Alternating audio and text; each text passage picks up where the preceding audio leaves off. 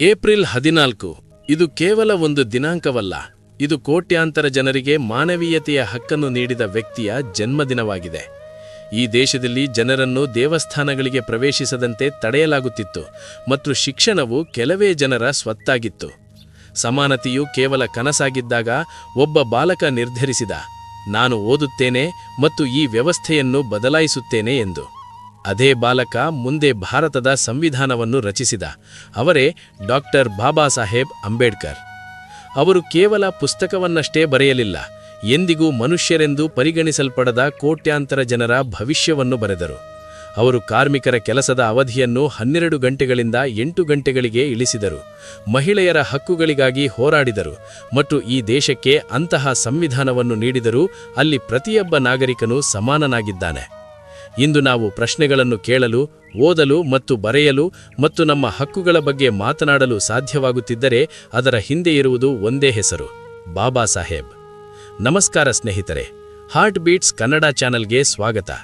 ಇಂದು ನಾವು ಕೇವಲ ಒಬ್ಬ ನಾಯಕನ ಬಗ್ಗೆ ಮಾತನಾಡುತ್ತಿಲ್ಲ, ಒಂದು ಇಡೀ ರಾಷ್ಟ್ರದ ಹಣೆಬರಹವನ್ನೇ ಬದಲಾಯಿಸಿದ ಮಹಾನ್ ಚೇತನದ ಬಗ್ಗೆ ಮಾತನಾಡುತ್ತಿದ್ದೇವೆ. ಅನೇಕರಿಗೆ ಡಾಕ್ಟರ್ ಬಿ.ಆರ್. ಅಂಬೇಡ್ಕರ್ ಎಂದರೆ ಕೇವಲ ಸಂವಿಧಾನ ಶಿಲ್ಪಿ ಎಂದು ಮಾತ್ರ ಗೊತ್ತು. ಆದರೆ ಅವರ ಬದುಕಿನ ಹಿಂದೆ ಅಡಗಿರುವ ಅಸಂಖ್ಯಾತ ತ್ಯಾಗಗಳು, ನೂರಾರು ಅವಮಾನಗಳು ಮತ್ತು ಅವರು ಸೃಷ್ಟಿಸಿದ ಅದ್ಭುತ ಕ್ರಾಂತಿಗಳ ಬಗ್ಗೆ ನಿಮಗೆ ಗೊತ್ತೇ? ಇಂದಿನ ವಿಡಿಯೋದಲ್ಲಿ ನಾವು ಅವರ ಜೀವನದ ಕರಾಳ ಅಧ್ಯಾಯದಿಂದ ಹಿಡಿದು ಅವರು ವಿಶ್ವದ ಅತಿದೊಡ್ಡ ಪ್ರಜಾಪ್ರಭುತ್ವವನ್ನು ನಿರ್ಮಿಸಿದ ಹಾದಿಯನ್ನು ಎಳೆಯಾಗಿ ಬಿಚ್ಚಿಡೋಣ. ಭಾರತದಲ್ಲಿ ಒಂದು ಮಗುವಿತ್ತು. ಅದನ್ನು ಮುಟ್ಟಿದ ನಂತರ ಜನರು ತಮ್ಮನ್ನು ತಾವು ಶುದ್ಧೀಕರಿಸಿಕೊಳ್ಳಲು ಸ್ನಾನ ಮಾಡುತ್ತಿದ್ದರು. ಯಾರಾದರೂ ಆ ಮಗು ಬಳಸಿದ ಬಾವಿಯ ನೀರನ್ನು ಕುಡಿದರೆ ಆ ಬಾವಿಯ ನೀರು ಅಪವಿತ್ರವಾಗಿ ಬಿಡುತ್ತಿತ್ತು. ಆ ಮಗು ಕುಳಿತರೆ ಕುರ್ಚಿಗಳು ಮಲಿನವಾಗುತ್ತಿದ್ದವು. ಮತ್ತು ಈ ಅದೃಷ್ಟ ನೋಡಿ, ಅದೇ ಮಗು ಮುಂದೆ ಬೆಳೆದು ಅದೇ ಭಾರತದ ಸಂವಿಧಾನವನ್ನು ಬರೆಯಿತು. ಯಾವ ಭಾರತವೂ ಅವನನ್ನು ಮನುಷ್ಯನೆಂದು ಪರಿಗಣಿಸಲು ನಿರಾಕರಿಸಿತ್ತು.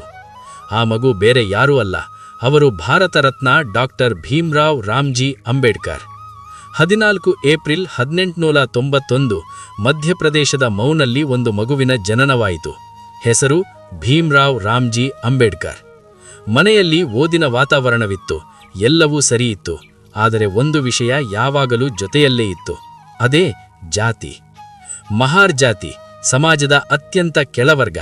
ಶಾಲೆಯಲ್ಲಿ ಅವನು ತರಗತಿಯ ಒಳಗೆ ಇರುತ್ತಿರಲಿಲ್ಲ, ಹೊರಗೆ ಕುಳಿತುಕೊಳ್ಳುತ್ತಿದ್ದ. ದಾಹವಾಗುತ್ತಿತ್ತು, ಆದರೆ ನೀರನ್ನು ಸ್ವತಃ ಕುಡಿಯುವುದು ಅವನ ಕೈವಶದಲ್ಲಿ ಇರಲಿಲ್ಲ. ಅವನನ್ನು ಮುಟ್ಟುವುದು ಕೂಡ ಪಾಪವೆಂಬಂತೆ. ಉಳಿದ ಮಕ್ಕಳೊಂದಿಗೆ ಕುಳಿತುಕೊಳ್ಳಲು ನಿಷೇಧವಿತ್ತು. ಅವನ ಹೆಸರನ್ನು ಸಹ ಬೇರೆ ರಿಜಿಸ್ಟರ್ನಲ್ಲಿ ಬರೆಯಲಾಗುತ್ತಿತ್ತು. ಇದು ಕೇವಲ ಅವಮಾನವಾಗಿರಲಿಲ್ಲ, ಇದು ಸಂಪೂರ್ಣ ವ್ಯವಸ್ಥೆಯಾಗಿತ್ತು. ಅದೇ ದಿನ ನಿರ್ಧಾರವಾಯಿತು, ನಾನು ಈ ವ್ಯವಸ್ಥೆಯನ್ನು ಬದಲಾಯಿಸುತ್ತೇನೆ ಎಂದು. ಯಾರಿಗೆ ನೀರನ್ನು ಮುಟ್ಟುವ ಹಕ್ಕನ್ನು ನೀಡಲಾಗಿರಲಿಲ್ಲವೋ ಅದೇ ಮಗು ಮುಂದೆ ಬೆಳೆದು ವಿಶ್ವದ ಅತಿದೊಡ್ಡ ಸಂಸ್ಥೆಗಳಿಗೆ ತಲುಪಿತು. ಕೊಲಂಬಿಯಾ ವಿಶ್ವವಿದ್ಯಾಲಯ, ಲಂಡನ್ ಸ್ಕೂಲ್ ಆಫ್ ಎಕನಾಮಿಕ್ಸ್ ಮತ್ತು ಗ್ರೇಸ್ ಇನ್. 3 ಡಾಕ್ಟರೇಟ್ಗಳು, ಅರ್ಥಶಾಸ್ತ್ರ, ಕಾನೂನು ಮತ್ತು ರಾಜ್ಯಶಾಸ್ತ್ರದಲ್ಲಿ ಪಡೆದುಕೊಂಡರು. ನಂತರ ಅವರು ಭಾರತಕ್ಕೆ ಮರಳಿದರು. ಅವರಿಗೆ ಮಿಲಿಟರಿ ಸೆಕ್ರೆಟರಿಯ ಕೆಲಸ ಸಿಕ್ಕಿತು, ಆದರೆ ಯೋಚನೆ ಅದೇ ಹಳೆಯದಾಗಿತ್ತು. ಮೊದಲ ದಿನವೇ ಯಾರೂ ಅವರ ಬೈ ಕುಳಿತುಕೊಳ್ಳಲು ಬಯಸಲಿಲ್ಲ. ಫೈಲ್ಗಳನ್ನು ಅವರ ಕೈಗೆ ಕೊಡುತ್ತಿರಲಿಲ್ಲ, ಬದಲಾಗಿ ಅವರತ್ತ ಎಸೆಯಲಾಗುತ್ತಿತ್ತು. ಮತ್ತು ಅವರು ಇದನ್ನೇ ಯೋಚಿಸುತ್ತಿದ್ದರು, ನಾನು ಇಷ್ಟು ಓದಿ ಇಲ್ಲಿಯವರೆಗೆ ಬಂದಿದ್ದೇನೆ, ಆದರೂ ನನ್ನೊಂದಿಗೆ ಹೀಗಾಗುತ್ತಿದೆ. ಹಾಗಾದರೆ ನನ್ನ ಜನರೊಂದಿಗೆ ಎಷ್ಟು ದೌರ್ಜನ್ಯ ನಡೆಯುತ್ತಿರಬಹುದು? Doctor B R. ಅಂಬೇಡ್ಕರ್. ಇಂದು ಅವರ ಜೀವನದ 12 ಪ್ರಮುಖ ಸಂಘರ್ಷಗಳು ಮತ್ತು ಅರಿಯದ ಸತ್ಯಗಳ ಬಗ್ಗೆ ಪೂರ್ಣವಾಗಿ ತಿಳಿಯೋಣ. 1. ಬಾಲ್ಯದ ಕರಾಳ ನೆರಳು ಮತ್ತು ರೈಲ್ವೆ ನಿಲ್ದಾಣದ ಘಟನೆ. 1891 ಏಪ್ರಿಲ್ 14ರಂದು ಮಧ್ಯಪ್ರದೇಶದ ಮ್ಹೋವ್ನಲ್ಲಿ ರಾಮ್ಜಿ ಸಕ್ಪಾಲ್ ಮತ್ತು ಭೀಮಾಬಾಯಿ ದಂಪತಿಯ 14ನೇ ಮಗುವಾಗಿ ಭೀಮ್ರಾವ್ ಜನಿಸಿದರು. ತಾಯಿಯ ಅಗಲಿಕೆ. ಕೇವಲ 5 ವರ್ಷದವರಿದ್ದಾಗ ತಾಯಿಯನ್ನು ಕಳೆದುಕೊಂಡ ಭೀಮ್ರಾವ್ ಚಿಕ್ಕಮ್ಮ ಮೀರಾಬಾಯಿಯವರ ಮಮತೆಯಲ್ಲಿ ಬೆಳೆದರು.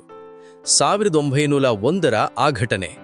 ಒಮ್ಮೆ ಭೀಮ್ರಾವ್ ಮತ್ತು ಅವರ ಸಹೋದರರು ತಂದೆಯನ್ನು ಭೇಟಿ ಮಾಡಲು ಮಸೂರ್ ರೈಲ್ವೆ ನಿಲ್ದಾಣಕ್ಕೆ ಹೋಗಿದ್ದರು.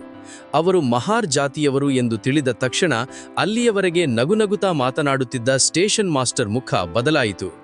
ಯಾವ ಎತ್ತಿನ ಗಾಡಿಯವರು ಅವರನ್ನು ಕರೆದೊಯ್ಯಲು ಒಪ್ಪಲಿಲ್ಲ. ಕೊನೆಗೆ 2ರಷ್ಟು ಹಣ ನೀಡಿ ತಾವೇ ಬಂಡಿ ಓಡಿಸಿಕೊಂಡು ಹೋಗಬೇಕಾಯಿತು. ಅಂದು ಬಾಯಾರಿಕೆಯಾಗಾಗ ನೀರು ಕೇಳಲು ಹೋದರೂ ಜಾತಿಯ ಕಾರಣಕ್ಕೆ ನೀರು ಸಿಗಲಿಲ್ಲ. 2. ಶಾಲೆಯ ಗೋಣಿಚೀಲ ಮತ್ತು ಸಂಸ್ಕೃತಕ್ಕೆ ತಡೆ. ಶಾಲೆಯ ಮೆಟ್ಟಿಲು ಹತ್ತಿದರೂ ತಾರತಮ್ಯ ಬಿಡಲಿಲ್ಲ. ವಿದ್ಯಾರ್ಥಿಗಳಂತೆ ಬೆಂಚ್ ಮೇಲೆ ಕುಳಿತುಕೊಳ್ಳುವಂತಿರಲಿಲ್ಲ. ನೆಲದ ಮೇಲೆ ಗೋಣಿಚೀಲದ ಮೇಲೆ ಕುಳಿತು ಪಾಠ ಕೇಳಬೇಕಿತ್ತು. ಶಾಲೆಯ ನಲ್ಲಿ ಮುಟ್ಟುವಂತಿರಲಿಲ್ಲ. ಪೇದೆ ನೀರು ಸುರಿದರೆ ಮಾತ್ರ ಕುಡಿಯಬೇಕಿತ್ತು. ಪೇದೆ ಬಾರದ ದಿನ ಬಾಯಾರಿಕೆಯಿಂದಲೇ ಇರಬೇಕಾಗುತ್ತಿತ್ತು. ಹೈಸ್ಕೂಲ್ನಲ್ಲಿ ಅವರಿಗೆ ಸಂಸ್ಕೃತ ಕಲಿಯಲು ಅವಕಾಶ ನೀಡಲಿಲ್ಲ, ಏಕೆಂದರೆ ಅದು ಅಸ್ಪೃಶ್ಯರಿಗೆ ನಿಷೇಧಿತವಾಗಿತ್ತು. ಆದರೆ ಧೃತಿಗಡದ ಅವರು ನಂತರದ ದಿನಗಳಲ್ಲಿ ತಾವೇ ಸ್ವತಃ ಸಂಸ್ಕೃತವನ್ನು ಕಲಿತರು. 3. ಮುಂಬೈನ ಕಿರಿದಾದ ಕೋಣೆ ಮತ್ತು ಶಿಕ್ಷಣದ ಶಕ್ತಿ. ತಂದೆ 2ನೇ ಮದುವೆಯಾದಾಗ ಸಿಟ್ಟಿನಿಂದ ಮನೆ ಬಿಟ್ಟು ಹೋಗಲು ಯತ್ನಿಸಿದ ಭೀಮ್ರಾವ್ ನಂತರ ಓದಿನ ಕಡೆಗೆ ಗಮನ ಹರಿಸಿದರು. ಮುಂಬೈನ ಒಂದು ಸಣ್ಣ ಕೋಣೆಯಲ್ಲಿ ಇಡೀ ಕುಟುಂಬ ವಾಸಿಸುತ್ತಿತ್ತು. ತಂದೆ ಮುಂಜಾನೆ 2 ಗಂಟೆಗೆ ಎಬ್ಬಿಸಿ ಓದಲು ಪ್ರೋತ್ಸಾಹಿಸುತ್ತಿದ್ದರು. ಅವರು ಮೆಟ್ರಿಕ್ಯುಲೇಷನ್ ಪೂರ್ಣಗೊಳಿಸಿದ ತಮ್ಮ ಸಮುದಾಯದ ಮೊದಲ ವ್ಯಕ್ತಿಯಾದರು. ಶಿಕ್ಷಕ ಕೃಷ್ಣಾಜಿ ಅಂಬೇಡ್ಕರ್ ಅವರು ಭೀಮ್ರಾವ್ ಅವರ ಪ್ರತಿಭೆ ಮೆಚ್ಚಿ ತಮ್ಮ ಸ್ವಂತ ಸರ್ನೇಮ್ ಅಂಬೇಡ್ಕರ್ ಅನ್ನು ಅವರಿಗೆ ನೀಡಿದರು. 4. ವಿದೇಶಿ ಶಿಕ್ಷಣ ಮತ್ತು ಗ್ರಂಥಾಲಯದ ಆ ತುಂಡು ಗ್ರೆಡ್. ಬರೋಡಾ ಮಹಾರಾಜರ ನೆರವು ಸಿಗದಿದ್ದರೆ ಬಾಬಾ ಸಾಹೇಬರು ವಿಶ್ವವಿದ್ಯಾನಿಲಯ ಕಾಣುತ್ತಿರಲಿಲ್ಲವೇನೋ. ಕೊಲಂಬಿಯಾ ವಿಶ್ವವಿದ್ಯಾನಿಲಯ ಮತ್ತು ಲಂಡನ್ ಸ್ಕೂಲ್ ಆಫ್ ಎಕನಾಮಿಕ್ಸ್ನಲ್ಲಿ ವ್ಯಾಸಂಗ ಮಾಡಿದರು. ಲಂಡನ್ ಗ್ರಂಥಾಲಯದ ಕಥೆ. ಹಣದ ಕೊರತೆಯಿಂದ ಮಧ್ಯಾಹ್ನ ಊಟ ಮಾಡುವ ಬದಲು ಕೇವಲ 1 ತುಂಡು ಬ್ರೆಡ್ ತಿಂದು ಇಡೀ ದಿನ ಓದುತ್ತಿದ್ದರು. ಅವರ ಹಸಿವು ಮತ್ತು ಪ್ರಾಮಾಣಿಕತೆ ಕಂಡ ಲೈಬ್ರೇರಿಯನ್ ನಂತರ ಅವರಿಗೆ ಮನೆಯಿಂದ ಊಟ ತರುತ್ತಿದ್ದರು. ಅವರು ತಮ್ಮ ಜೀವಿತಾವಧಿಯಲ್ಲಿ 36 ಪದವಿಗಳನ್ನು ಪಡೆದಿದ್ದರು ಮತ್ತು ಅವರ ಲೈಬ್ರರಿಯಲ್ಲಿ 50,000ಕ್ಕೂ ಹೆಚ್ಚು ಪುಸ್ತಕಗಳಿದ್ದವು. 5. ಪದವಿ ಇದ್ದರೂ ಸಿಗದ ಗೌರವ. ಬರೋಡಾದ ಕಹಿ ನೆನಪು. ವಿದೇಶದಿಂದ PhD ಮುಗಿಸಿ ಬಂದರೂ ಭಾರತದಲ್ಲಿ ಜಾತಿ ಅವರನ್ನು ಕಾಡಿತು. ಬರೋಡಾ ಸಂಸ್ಥಾನದಲ್ಲಿ ಉನ್ನತ ಹುದ್ದೆಯಲ್ಲಿದ್ದರೂ ಕಚೇರಿಯ ಪೇದೆಗಳು ಫೈಲ್ಗಳನ್ನು ಅವರ ಕೈಗೆ ನೀಡದೆ ಮೇಜಿನ ಮೇಲೆ ಎಸೆಯುತ್ತಿದ್ದರು. ಯಾರೂ ಬಾಡಿಗೆ ಮನೆ ನೀಡದ ಕಾರಣ ಪಾರ್ಸಿ ಹೋಟೆಲ್ನಲ್ಲಿ ಹೆಸರು ಬದಲಿಸಿ ಇರಬೇಕಾಯಿತು. ಸತ್ಯ ತಿಳಿದ ಜನರು ಲಾಠಿ ಹಿಡಿದು ಬಂದು ಅವರನ್ನು ಹೊರಹಾಕಿದರು. ಈ ಅವಮಾನವೇ ಅವರ ಹೋರಾಟದ ಕಿಚ್ಚಿಗೆ ಕಾರಣವಾಯಿತು. 6. ಅಂಬೇಡ್ಕರ್ ವರ್ಸಸ್ ಗಾಂಧಿ. ವಿಚಾರಧಾರೆಗಳ ಸಂಘರ್ಷ. ಇದು ಇತಿಹಾಸದ ಅತಿ ದೊಡ್ಡ ಚರ್ಚೆ. ಗಾಂಧೀಜಿಯವರು ಅಸ್ಪೃಶ್ಯತೆಯನ್ನು ಹಿಂದೂ ಧರ್ಮದ ಮೇಲಿರುವ ಪಾಪ ಎಂದು ಕರೆದರೆ, ಅಂಬೇಡ್ಕರ್ ಅವರು ಜಾತಿ ಪದ್ಧತಿಯ ಸಂಪೂರ್ಣ ವಿನಾಶವನ್ನು ಬಯಸಿದರು. ಪೂನಾ ಒಪ್ಪಂದ 1932.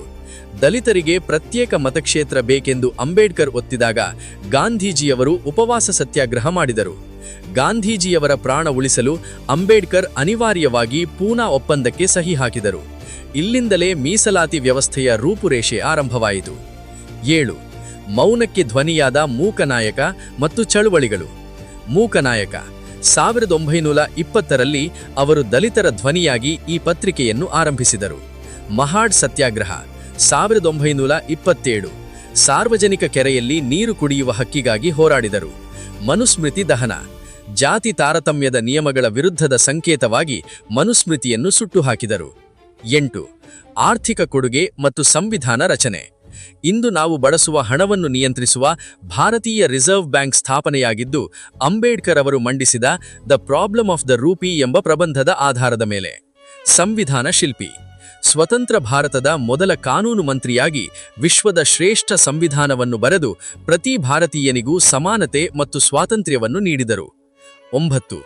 ವಿಫಲವಾದ ಉದ್ಯಮ ಮತ್ತು ಸಾಮಾಜಿಕ ಬಹಿಷ್ಕಾರ. ಮುಂಬೈನಲ್ಲಿ ಅವರು ಹೂಡಿಕೆ ಸಲಹೆಗಾರರಾಗಿ ಇನ್ವೆಸ್ಟ್ಮೆಂಟ್ ಅಡ್ವೈಸರ್ ಉದ್ಯಮ ಪ್ರಾರಂಭಿಸಿದರು. ಆದರೆ ಅವರು ಅಸ್ಪೃಶ್ಯರೆಂದು ತಿಳಿದ ತಕ್ಷಣ ಗ್ರಾಹಕರು ಬರುವುದು ನಿಂತುಹೋಯಿತು. ಅವರ ಅತೀವ ಪ್ರತಿಭೆ ಕೂಡ ಜಾತಿ ವ್ಯವಸ್ಥೆಯ ಮುಂದೆ ಸೋಲುವಂತಾಯಿತು. 10. ಮೌನಕ್ಕೆ ಧ್ವನಿಯಾದ ಮೂಕನಾಯಕ. ಇಷ್ಟೆಲ್ಲ ಅವಮಾನಗಳ ನಂತರ ಅಂಬೇಡ್ಕರ್ ಅವರು ದಲಿತರ ಧ್ವನಿಯಾಗಲು ನಿರ್ಧರಿಸಿದರು. 1920ರಲ್ಲಿ ಅವರು ಮೂಕನಾಯಕ ಎಂಬ ಮರಾಠಿ ಪತ್ರಿಕೆಯನ್ನು ಪ್ರಾರಂಭಿಸಿದರು. ದಲಿತರು ಸಂಘಟಿತರಾಗದೆ ಹೊರತು ಉದ್ಧಾರ ಸಾಧ್ಯವಿಲ್ಲ ಎಂದು ಅವರು ಮನಗಂಡರು. 11. ಸಮಾನತೆಗಾಗಿ ಸಂಘಟನೆ. 1924ರಲ್ಲಿ ಅವರು ಬಹಿಷ್ಕೃತ ಹಿತಕಾರಿಣಿ ಸಭಾ ಸ್ಥಾಪಿಸಿದರು. ಕಲಿ, ಸಂಘಟಿತನಾಗು ಮತ್ತು ಹೋರಾಡು ಎಂಬ ಮಂತ್ರವನ್ನು ನೀಡಿದರು. ಮಹಾಡ್ ಸತ್ಯಾಗ್ರಹ, ದುಂಡು ಮೇಜಿನ ಪರಿಷತ್ತು ಮತ್ತು ಸಂವಿಧಾನ ರಚನೆಯ ಹಾದಿಯಲ್ಲಿ ಅವರು ಮಾಡಿದ ಹೋರಾಟ ಇಡೀ ಭಾರತದ ಇತಿಹಾಸವೇ ಬದಲಾಯಿಸಿತು. ಅಂಬೇಡ್ಕರ್ ನೀಡಿದ 3 ಮಂತ್ರಗಳು.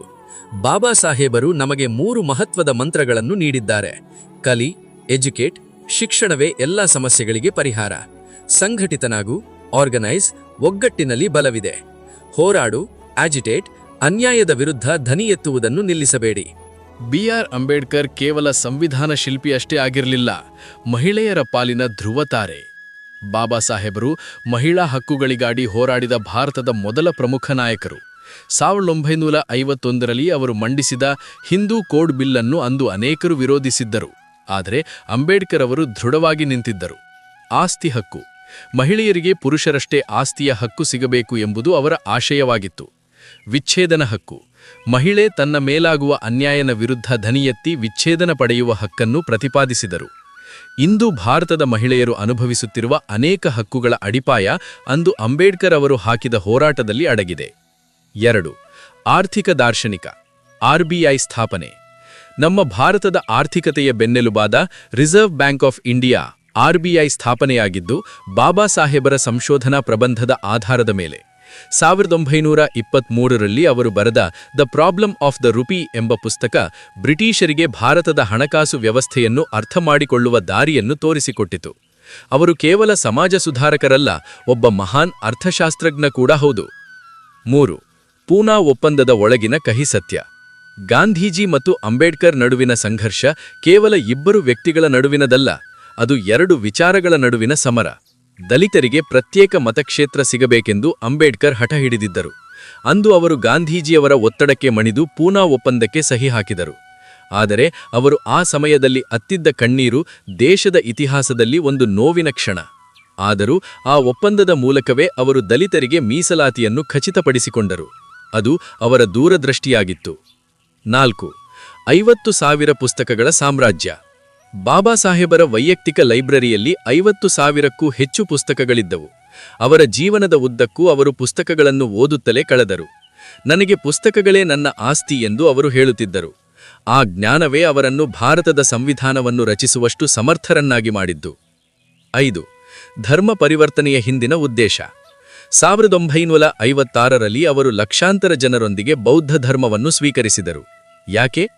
ಹಿಂದೂ ಧರ್ಮದಲ್ಲಿ ಜಾತಿ ಪದ್ಧತಿಯನ್ನು ಬದಲಿಸಲು ಸಾಧ್ಯವಾಗಲಿಲ್ಲ ಎಂದು ಅವರು ಭಾವಿಸಿದ್ದರು. ಸಮಾನತೆ, ಕರುಣೆ ಮತ್ತು ಸಹೋದರತ್ವವನ್ನು ಹೊಂದಿರುವ ಬೌದ್ಧ ಧರ್ಮದತ್ತ ಅವರು ಆಕರ್ಷಿತರಾದರು. ಇದು ಅವರ ಜೀವನದ ಅತಿದೊಡ್ಡ ಕ್ರಾಂತಿಕಾರಿ ನಿರ್ಧಾರವಾಗಿತ್ತು. ಸ್ನೇಹಿತರೆ, ನನ್ನ ಕೊನೆಯ ಮಾತು. Doctor B R. ಅಂಬೇಡ್ಕರ್ ಅವರು ಕೇವಲ ಒಬ್ಬ ನಾಯಕರಾಗಿರಲಿಲ್ಲ, ಅವರು ದಮನಿತರ ಪಾಲಿನ ಆಶಾಕಿರಣವಾಗಿದ್ದರು. ಅವರು ಮಹಿಳಾ ಹಕ್ಕುಗಳ ಪರವಾಗಿಯೂ ದೊಡ್ಡ ಧ್ವನಿ ಎತ್ತಿದ್ದರು.